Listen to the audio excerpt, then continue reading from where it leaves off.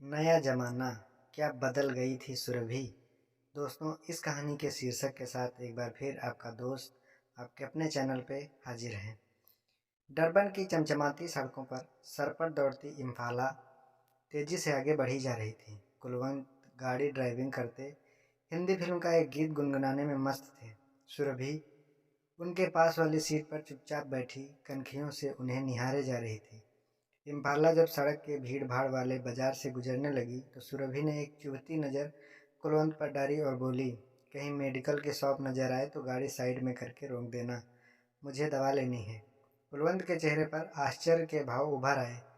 सुरभि भी की तरफ देख कर बोले, क्यों, क्या हुआ, तुम्हारी तबीयत तो ठीक है ना।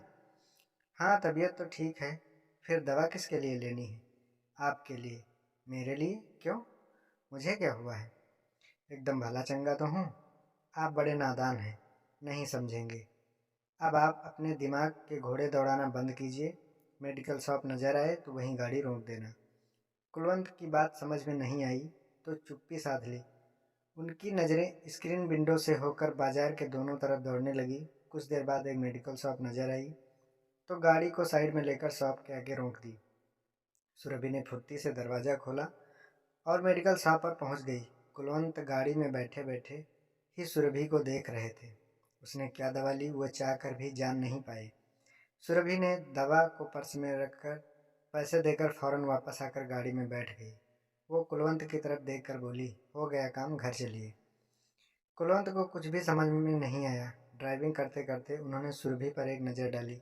न जाने क्यों आज उन्हें सुरभि का यह बदला सा चेहरा नजर आ रहा था। अगली सुबह वे धड़धड़ाते हुए स्नान घर में घुसे तो उनके पाँव के नीचे ज़मीन खिसक गई थी। वहाँ पर सुरभि पहले से स्नान कर रही थी। उसके तन पर एक भी कपड़ा नहीं था। कुलवंत फौरन बाहर आए। सुरभि की पीठ दरवाजे की तरफ थी। शायद उसने कुलवंत को नहीं देखा था। कुलवंत की सांसें धौंकनी की तरह चलने लगी। वह सोफे पर गिर पड़े, सोचने लगे कि अच्छा हुआ जो सुरभि को कुछ भी मालूम नहीं चला। मगर इसमें गलती तो सुरभि की ही थी। सुरभि को अंदर से दरवाज़ा बंद करना चाहिए था। उस घटना को गुजरे 24 घंटे से ज़्यादा का समय बीत चुका था, मगर कुलवंत की आंखों में स्नान घर वाला दृश्य बार बार घूम जाता था। यौवन की दहलीज पर खड़ी सुरभि के उस रूप ने उन्हें झकझोर कर रख दिया था।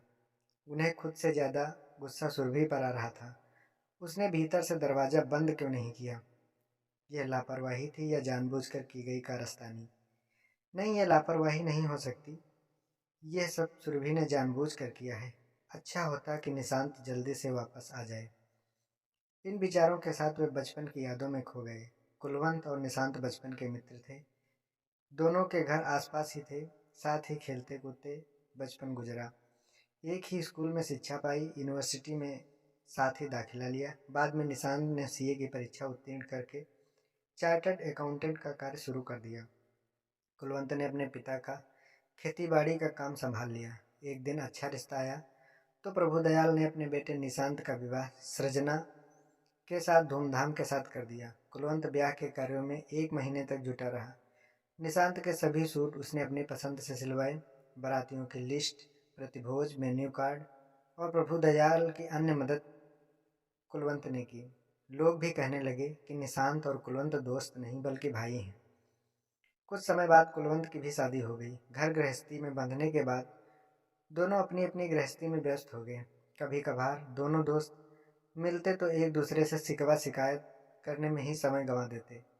कुलवंत को कई बार लगा कि निशांत की गृहस्थी में सब कुछ ठीक नहीं है। उन्हीं दिनों खबर लगी कि निशांत के लड़की हुई है। मिठाई और उपहार देकर दोनों पति पत्नी वापस आ गए। कुछ दिनों बाद एक अन्य मित्र के द्वारा मालूम पड़ा कि निशांत और सजना की आपस में नहीं बनती। दोनों में रोज ही झगड़े होते हैं। पुत्र और बहू के झगड़ों से दुखी प्रभुदयाल जी एक दिन हार्ट अटैक के कारण उनकी मौत हो गई।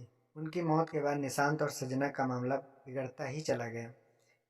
मित्र के घर में बुरे समाचारों के बाद कुलवंत भी चिंतित हो उठा। एक दिन वह अपनी निशा को लेकर निशांत के घर गया। वहाँ दोनों को खूब समझाया। यहाँ कुलवंत को पहली बार लगा कि सृजना बहुत ही आक्रामक स्वभाव वाली लड़की है।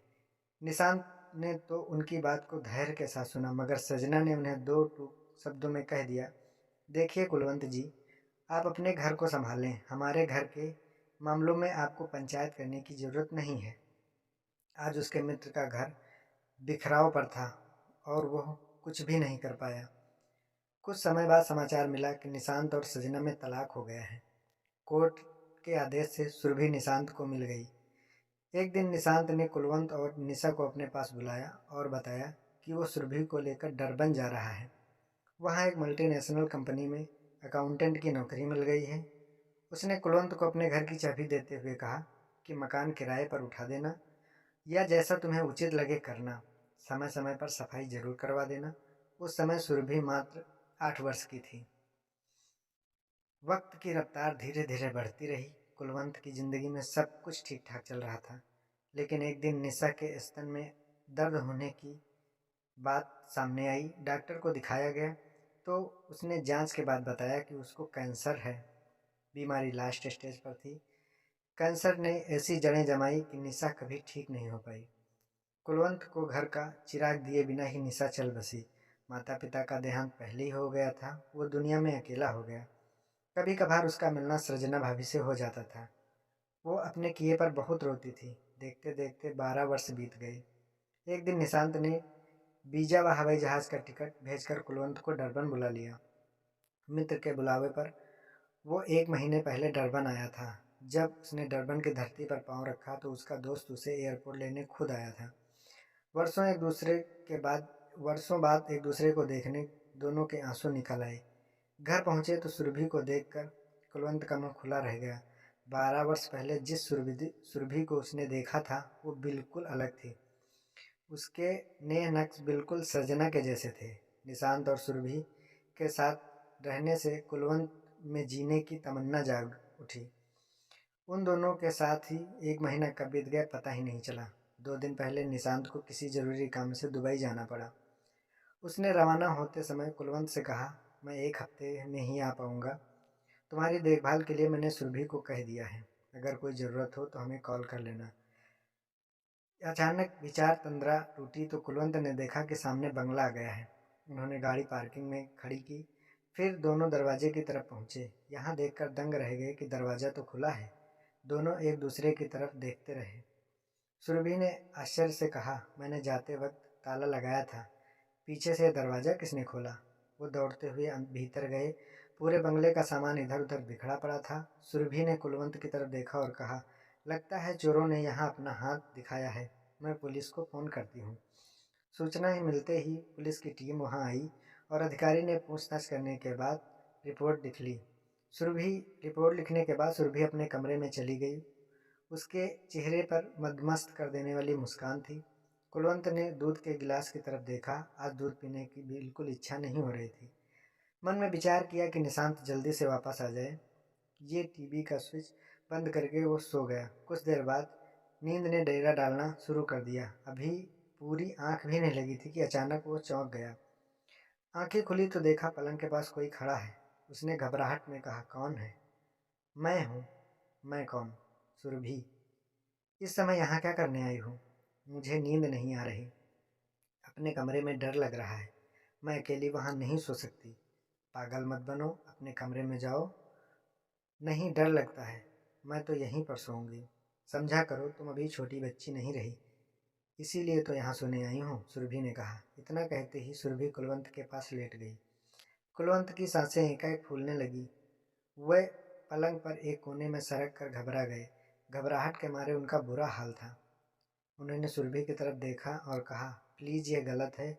हमारी संस्कृति इसकी इजाज़त नहीं देती। कम से कम हम दोनों की उम्र का फ़र्क तो देखो। मैं तुम्हारे पापा की उम्र का हूँ। सुरभि ने करवट बदली और कुलवंत के एकदम सट कर बोली, मुझे बेकार की बातें मत समझाइए। आपको समझ नहीं आता तो मैं बता देती हूँ। अब ज़माना बदल गया है। जो भूख लगने पर भोजन नहीं करता वो पागल है। प्लीज़ कहना मानो। कल तुम्हारे पापा को मालूम होगा तो मेरे बारे में क्या सोचेंगे। डरिए मत, किसी को कुछ भी नहीं पता चलेगा। हो जाने दीजिए। जो कुछ होता है, जहाँ प्यार पनपता है वहाँ उम्र का हिसाब गौर नहीं देखा जाता। आजकल ज़माना बदल गया है। प्यासी तृप्त होती है तो उसका परिणाम मिलेगा। यह व्यभिचार नहीं है, उपकार होगा। अचानक उसने अपनी बंद मुट्ठी कुलवंत की तरफ बढ़ा दी। क्या है? तुम्हारी दवा आज सुबह मेडिकल शॉप से खरीदी थी। इतना कहते हुए उसने अपनी बंद मुट्ठी खोली। उसमें एक पैकेट था। ये देख कुलवंत की आंखें आश्चर्य से फटी की फटी रह गईं। वो समझ गया कि वास्तव में ज़माना बदल गया है। नए ज़माने के सामने उसने घुटने टेक दिए। अगले ही पल उसने अपना भी हाथ आगे बढ़ा दिया। दोस्तों, अगर कहानी अच्छी लगी हो तो चैनल को सब्सक्राइब करें और कहानी को ज़्यादा से ज़्यादा शेयर करें। अगली एक अच्छी कहानी के साथ आपका दोस्त, आपका होस्ट फिर से इसी चैनल पे हाजिर होगा। तब तक के लिए नमस्कार, धन्यवाद।